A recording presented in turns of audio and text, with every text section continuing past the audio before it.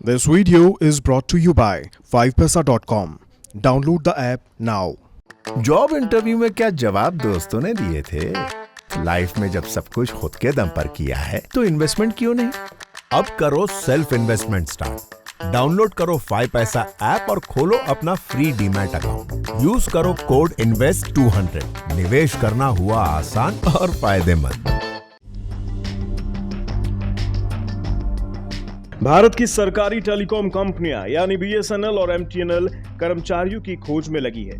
घाटे में चल रही दोनों कंपनियों ने पहले तो अपने कर्मचारियों को एडवांस रिटायरमेंट यानी VRS लेने को बोल दिया, जिसके बाद रिटायर होने वाले कर्मचारियों की बाढ़ सी आ गई। VRS वाली योजना में काफी कर्मचारियों ने बढ़ चढ़कर हिस्सा लिया। नतीजा ये हुआ कि अब दोनों ही कंपनियां कर्मचारियों की किल्लत से जूझ रही हैं। मतलब अब BSNL और MTNL के पास काम करने के लिए कर्मचारी ही नहीं है। BSNL और MTNL को इस चुनौती से उबारने के लिए दूरसंचार विभाग यानी DOT आगे आई है। बता दें, सरकार ने VRS योजना को अक्टूबर 2019 में मंजूरी दी थी। ऐसा दोनों कंपनियों की स्थिति को सुधारने के लिए किया गया था।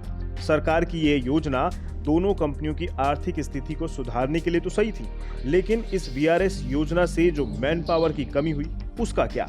इस योजना के लागू होने से BSNL को अपने सैलरी खर्च में 50% की कटौती करने की मंजूरी मिली थी, तो वहीं MTNL को 75% तक की कटौती करने की मंजूरी मिली थी, जिसमें से BSNL में काम करने वाले कुल 1,53,000 कर्मचारियों में से 50% यानी लगभग 78,569 कर्मचारियों ने रिटायरमेंट के विकल्प को चुन लिया और MTNL में कुल मैन पावर का लगभग 80% यानी लगभग 14,400 कर्मचारियों ने VRS का विकल्प चुना।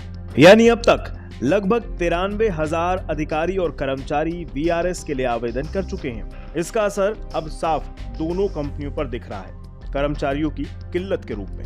हालांकि जब ये सब हो रहा था तब DOT ने कहा था कि जिन कर्मचारियों ने VRS का विकल्प चुना है उनमें से ज्यादातर 55 से 60 साल की उम्र वाले लोग थे और ये सभी नॉन एग्जीक्यूटिव कैटेगरी में थे।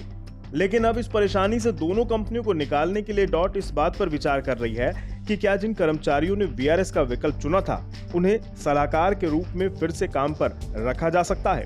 बता दें, दूरसंचार विभाग के अनुसार वित्तीय वर्ष 2016-17 तक BSNL के ऊपर AGR बकाया 5,835 करोड़ रुपए था और वहीं MTNL के मामले में AGR बकाया करीब 4,352 करोड़ रुपए था।